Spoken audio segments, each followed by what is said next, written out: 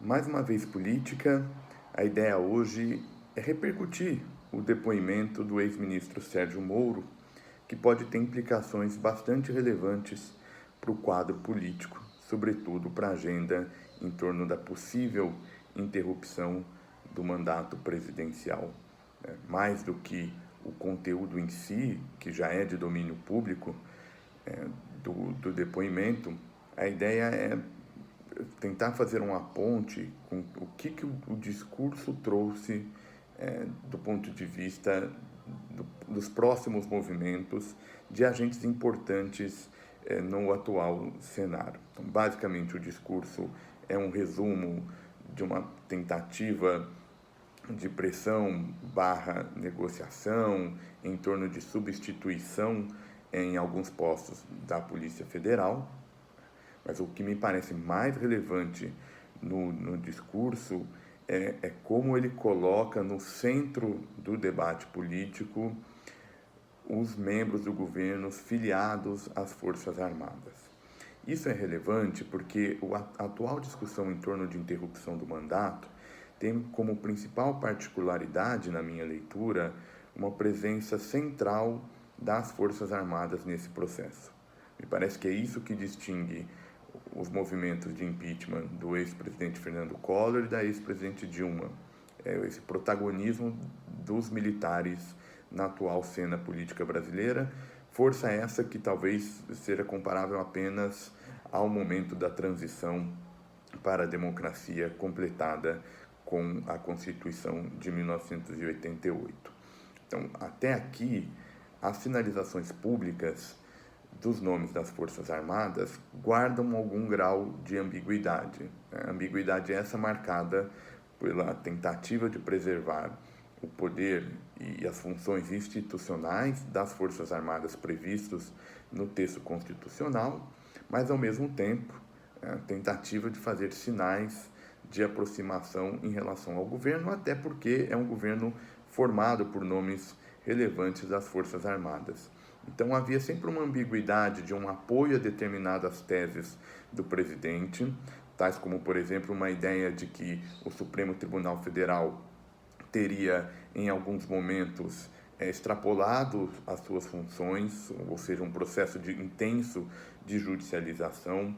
Essa aproximação também se mostra na maior identidade do governo e dos nomes das Forças Armadas, protagonismo no lançamento de programas de políticas públicas, de centralidade na repercussão das medidas da Covid-19. Então, esse era um movimento que vinha ganhando força a despeito do discurso de que as Forças Armadas garantiriam seu papel constitucional como um órgão de Estado. Então, contemplar essas duas questões tem sido uma tarefa importante da corporação. Isso se tornou ainda mais grave a partir do depoimento do ex-ministro Sérgio Moro, que cita encontros e um papel, seja como protagonista, seja como espectadores, das negociações em torno da relação do presidente com o ex-ministro Moro. Não é por um acaso, né? A partir do depoimento houve autorização por parte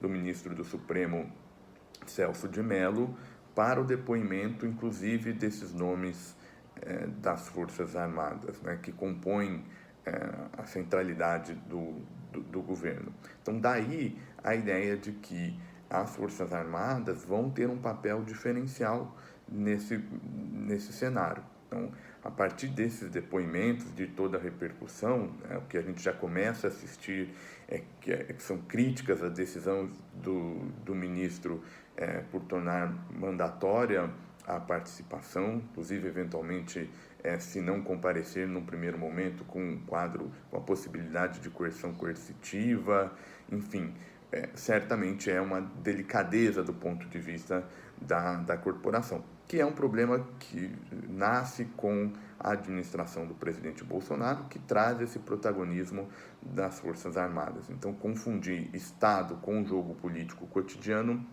é bastante desafiador. Então, esse cenário nos mostra que o foco da crise política sob a agenda da manutenção do mandato começa nessa relação do executivo com o judiciário.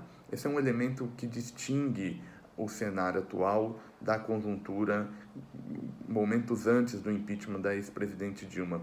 Se vocês lembrarem, naquele momento teve um primeiro movimento político, seja por manifestações em torno do impeachment, seja por um quadro de ingovernabilidade, forte tensão entre o executivo e o legislativo.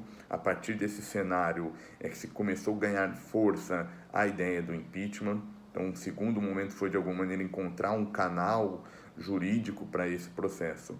Nesse momento, a gente inverte um pouco essa relação e joga como foco essa relação do governo com instituições judiciais, particularmente com o Supremo Tribunal Federal.